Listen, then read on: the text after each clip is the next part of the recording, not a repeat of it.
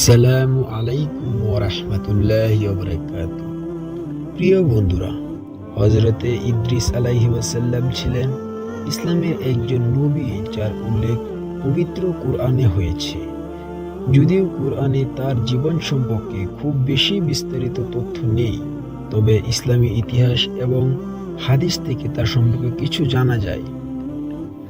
হযরতে ইদ্রিস আলাইহিস সালাম হযরত আদম আলাইহিসসালামের সপ্তম অধস্তন ছিলেন এবং তার পিতার নাম ছিল ইয়ারিদ বলা হয়। তিনি আদম আলাইহিসসালামের মৃত্যুর 1000 বছর পরে জন্মগ্রহণ করেছিলেন। তার সময়কালে মানুষরা আল্লাহর নির্দেশনা ভুলে গিয়েছিলেন এবং নৈতিক অবনতি দেখা দিয়েছিলেন। হযরতে ইদ্রিস আলাইহিসসালাম ছিলেন অত্যন্ত জ্ঞানী এবং আল্লাহ তাকে অনেক প্রজ্ঞা দান করেছিলেন।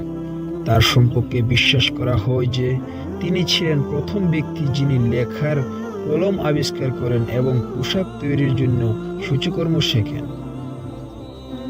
ইদ্রিস আলাইহিসসালাম ছিলেন একজন নবী যিনি মানুষকে আল্লাহর পথে আহ্বান করতেন এবং তাদের সতর্ক করতেন আল্লাহর নির্দেশ অনুসারে জীবন যাপন করতে।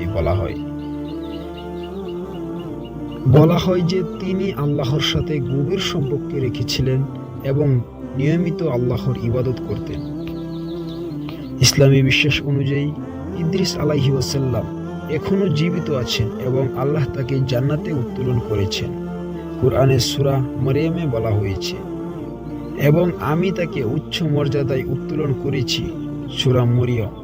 এই আয়াত থেকে বোঝা যায় যে ইদ্রিস আলাইহিসসালামকে আল্লাহ তাআলা এক বিশেষ মর্যাদায় ভূষিত করেছেন এবং তাকে সরাসরি জান্নাতে তুলে নিয়েছেন।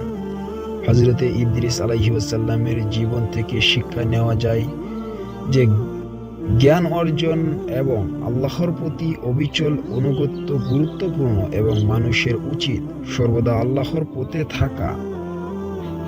তার উত্তোলনের ঘটনা সম্পর্কে বিভিন্ন হাদিসে উল্লেখ আছে যে ইদ্রিস আলাইহিসসালাম আল্লাহর নিকট দীর্ঘ জীবন বা জান্নাতে উত্তোলনের ইচ্ছা প্রকাশ করেছিলেন। আল্লাহ তার ইচ্ছা পূরণ করতে এক ফেরেশতার মাধ্যমে তাকে আকাশের উচ্চতম স্তরে নিয়ে যান।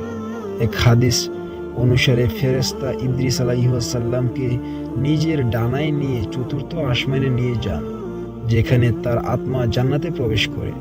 ইসলামিক ঐতিহাসিক এই ঘটনা খুবই গুরুত্বপূর্ণ, কারণ ইদ্রিস আলাইহিসসালাম জীবিত অবস্থায় জান্নাতে প্রবেশ করেন, যা একটি বিরল এবং বিশেষ মর্যাদার প্রতীক। আল্লাহ তার প্রতি এতটাই সন্তুষ্ট ছিলেন যে তাকে এই সম্মান দান করেন।